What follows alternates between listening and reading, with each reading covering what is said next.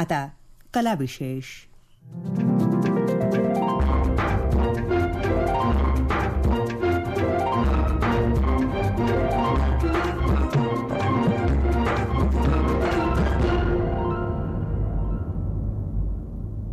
नमस्कार.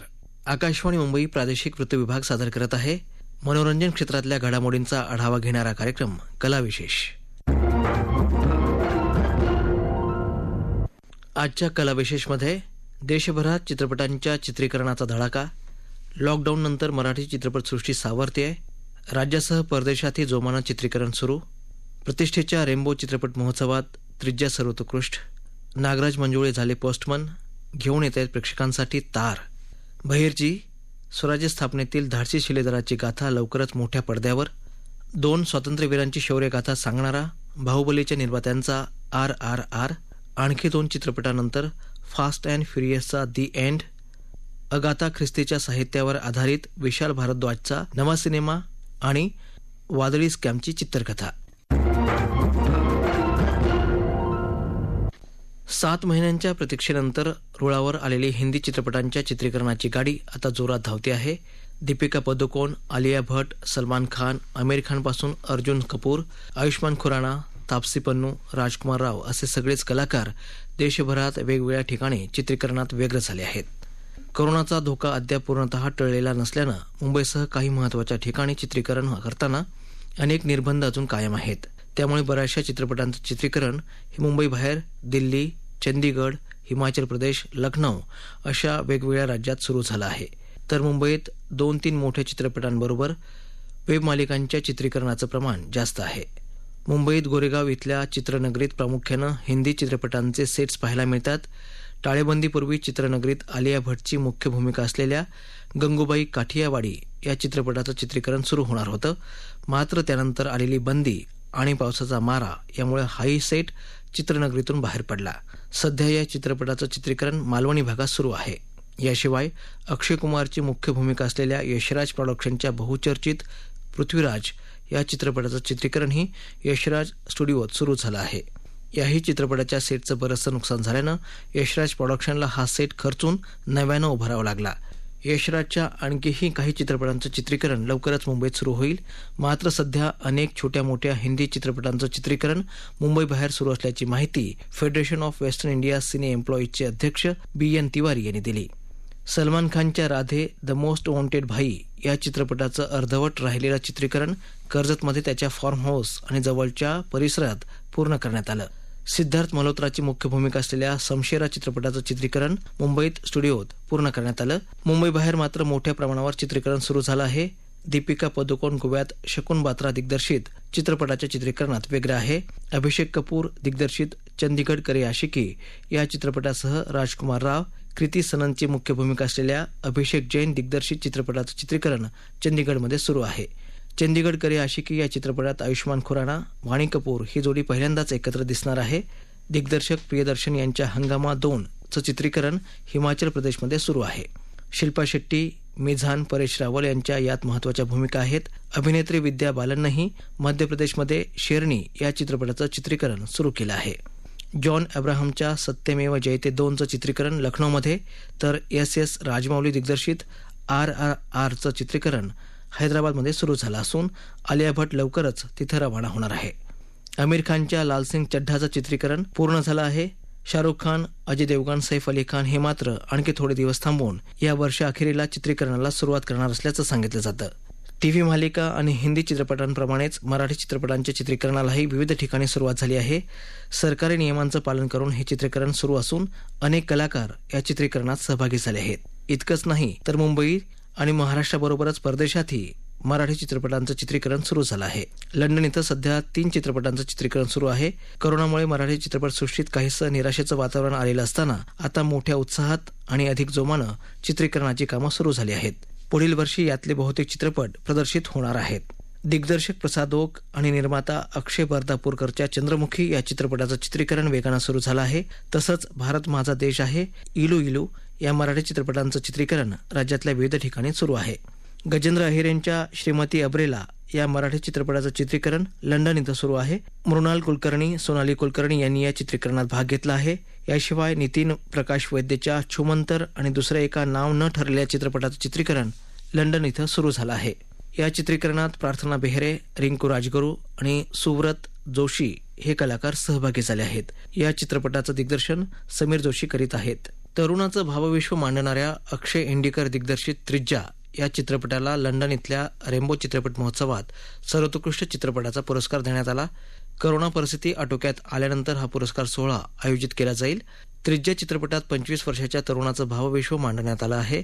या चित्रपटानं Asian new talent, black nights film festival आणि बांगलादेश इथल्या चित्रपट महोत्सवात सर्वोत्कृष्ट छायाचित्रणाचा पुरस्कार पटकावला आहे. त्याचबरोबर स्वित्झर्लंड इथल्या चित्रपट महोत्सवातही हा चित्रपट दाखवण्यात आला आहे. आंतरराष्ट्रीय स्तरावर कामाची दखल घेतली जाणं ही अभिमानास्पद बाब असल्याची भावना दिग्दर्शक अक्षय इंडिकर यांनी व्यक्त केली आहे. सैराट, फॅन्ड्री, हायवे, नाळ यासारख्या अनेक गाजलेल्या चित्रपटांची निर्मिती करणारे दिग्दर्शक नागराज मंजुळे यांनी आता एक नवा चित्रपट घेऊन लवकरच प्रेक्षकांच्या भेटीला येत आहेत. या आगामी चित्रपटाचं नाव तार असं आहे. एक फेसबुक पोस्टच्या माध्यमातून त्यांनी ही आनंदाची बातमी आपल्या चाहत्यांना दिली. तार हा एक लघुपट आहे. या चित्रपटाचं दिग्दर्शन पंकज सोनावणे करणार आहेत, तर नागराज मंजुळे एक अभिनेता म्हणून चाहत्यांच्या भेटीला येत आहेत. नुकतंच या चित्रपटाचं पहिलं पोस्टर प्रदर्शित झालं. या पोस्टरमध्ये नागराज लोकांची पत्र पोहोचवणाऱ्या एका पोस्टमनच्या भूमिकेत दिसत आहेत.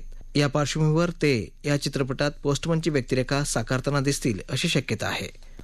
छत्रपती शिवाजी महाराजांच्या स्वराज्य निर्मितीचं स्वप्न सत्यात उतरवण्यासाठी त्यांना मोलाची साथ लाभली ती त्यांच्या निडर मावळ्यांची.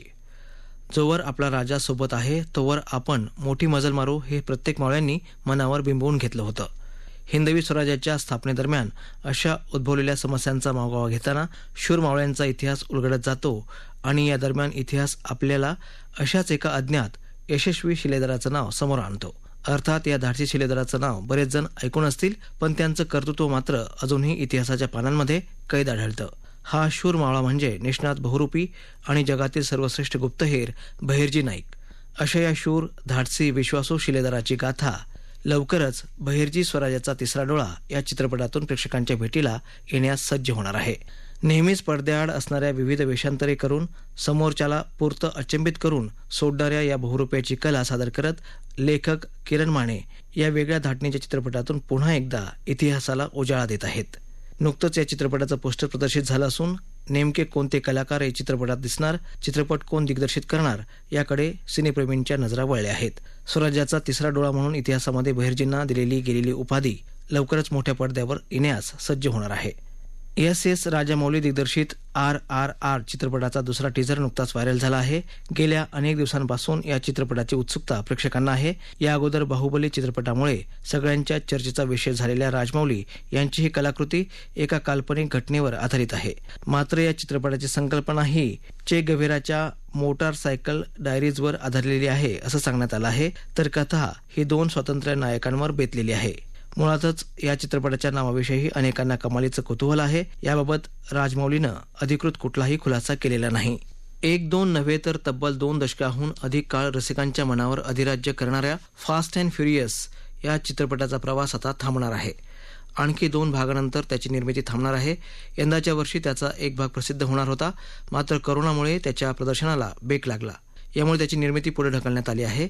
फास्ट अँड फ्युरियसचा पहिला भाग 2001 मध्ये प्रदर्शित झाला होता. डिझेल आणि पॉल वॉकर यांनी यात काम केलं होतं. मात्र त्यावेळी या चित्रपटाला जुरासिक पार्कबरोबर स्पर्धा करावी लागली. आतापर्यंतच्या 8 भागांनी मिळून 5.7 बिलियन एवढी कमाई केली, तर एकट्या जुरासिक पार्कनं 5 बिलियन कमाई केली होती. नेहमीच्या वाटेवर न जाता स्वतःचा वेगळा मार्ग काढणाऱ्या विशाल भारद्वाजची बॉलिवूडमध्ये ओळख हटके आहे.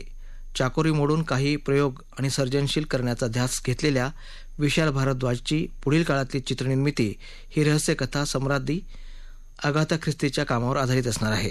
6 दशकाहून अधिक काळ लोटल्यानंतरही अगाथाच्या नावाचा करिश्मा काही कमी झालेला नाही. आजही जगभरात अगाथा ख्रिस्तीचे साहित्य वाचणाऱ्यांची संख्या लक्षणीय आहे. कित्येक मान्यवर रहस्यकथाकारांची प्रेरणास्थान अगाथा ख्रिस्ती राहिली आहे. त्यामुळे अशा विलक्षण व्यक्तिमत्वाचा प्रभाव अनेकांवर पडलेला दिसून येतो. विशालनं देखील तिच्या साहित्यावर आणि व्यक्तिमत्वावर आधारित चित्रपट निर्मिती करण्याचा विचार केला आहे. अगाथावर आधारित त्याच्या पहिल्या चित्रपटाच्या चित्रीकरणाला 2021 पासून सुरुवात होणार आहे. यापूर्वी विशालनं जगप्रसिद्ध नाटककार विल्यम शेक्सपियरच्या काही नाटकांवर आधारित चित्रपट निर्मिती केली होती. वेबसिरीजच्या विश्वात सध्या द स्कॅम ही वेबसिरीज विशेष चर्चेत आली आहे. काळ नव्वदीच्या देशाच्या संपूर्ण व्यवस्थेत अनेक नाट्यमय घडामोडी घडत होत्या. याच काळात मुंबईतल्या शेअर बाजारातही वादळ घोंगावत होतं. सन 1992च्या एप्रिल महिन्यात एका वृत्तपत्रानं कोंडी फोडली आणि हर्षद मेहता नावाच्या इतिहासाला घरघर लागली. मैं हिस्ट्री बनाना चाहता हूं असा निश्चय करून अवघा शेअर बाजार ताब्यात घेणारा एक सटोडिया कायद्याच्या कचाट्यात सापडला. सीबीआय, सक्तवसुली संचालनालय, पोलीस यंत्रणा त्यांचे कर्तव्य बजावू लागल्या. राजकीय आणि बँकिंग क्षेत्रात प्रचंड खळबळ माजली आणि पुन्हा एकदा इतिहास घडला. 5,000 कोटी रुपयांचा गैरव्यवहार उघडकीला आला. या सगळ्या घटनांचं सुरेख चित्रण the scam 1992 the Harshad Mehta story हा वेब माध्यमातला चित्रपट. सुमारे 3 दशकांपूर्वी ही कथा आजच्या काळातही ती दंतकथा वाटावी इतकी विलक्षण. शांतीलाल मेहता या अपयशी व्यावसायिकाचा एक मुलगा वेगवेगळे व्यवसाय, नोकरी करून आई वडील आणि भावांच्या कुटुंबाचा उदरनिर्वाह चालवत होता. अशा स्थितीत मोठं काहीतरी करण्याची इच्छा मनात घेऊन तो वावरत होता. अशातच त्याला शेअर बाजाराचा रस्ता सापडतो आणि त्याचं आयुष्य बदलून जातं. या बाजारात ठाण मांडून बसलेल्या अनेक सटोडियांचा निकाल लावत हर्षद मेहता उंच भरारी घेतो. श्रीमंतांच्या पैशाकडून बँकांच्या गंगाजळीकडे वळतो. ती अनधिकृतपणे वापरू लागतो. रिस्क है तो इश्क है म्हणत प्रचंड पैसा, नाव आणि प्रतिष्ठा कमावतो. हर्षद मेहता म्हणेल त्या कंपनीच्या शेअरची किंमत गगनाला भिडत राहते. या अनाकलनीय घडामोडींचं औत्सुक्य त्यावेळी प्रत्येकाला होतं. पण यश आला की हितशत्रू देखील वाढू लागतात. असाच एक हितशत्रू सुचिता दलाल या पत्रकाराला माहिती पुरवतो. स्टेट बँकेच्या 500 कोटी रुपयांच्या गैरव्यवहाराची बातमी झळकते आणि हर्षद मेहताच्या विश्वाला ग्रहण लागतं. असंख्य लोक क्षणार्धात कफल्लक होतात. या वादळाच्या आत्तापर्यंतचं यथार्थ वर्णन ही वेबसिरीज आपल्याला दाखवते. दिग्दर्शक हंसल मेहता यांनी सुचेता दलाल यांच्याच पुस्तकाचा आधार घेऊन हर्षद मेहता नावाचा इतिहास चितारला आहे. 80च्या दशकातील वातावरण, शेअर बाजार, मेहता कुटुंबियांची श्रीमंती, गाड्या हे सारं प्रेक्षकाला त्या काळात घेऊन जातं. भक्कम पटकथेमुळं ही कथा उत्कंठा वाढवत राहते. सिरीजचं सर्वात मोठं बलस्थान म्हणजे अभिनय.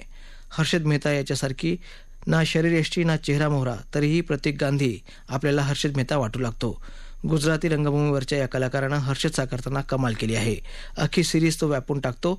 त्याचा भाऊ अश्विनची भूमिका साकारणारा हेमंत खेर, त्याचा मित्र भूषण भट, चिराग वोरा सुचेता दलालच्या भूमिकेत, श्रेया धन्वंतरी, सीबीआयच्या अधिकारी रजत कपूर यांनी या सिरीजचं गुणात्मक मूल्य कित्येक पटींनी वाढवलं आहे.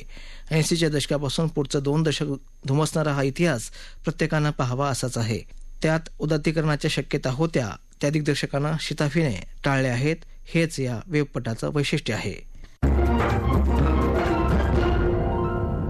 कला विशेष हा कार्यक्रम आकाशवाणी मुंबईच्या प्रादेशिक वृत्त विभागानं सादर केला होता. सादरकर्ते सुनील कांबळे, निर्मिती सहाय्य विवेक वानखडे, निर्मिती समन्वय तृप्ती कीर्तिकुमार, लेखन सचिन शिंदे, निवेदन विकास यादव.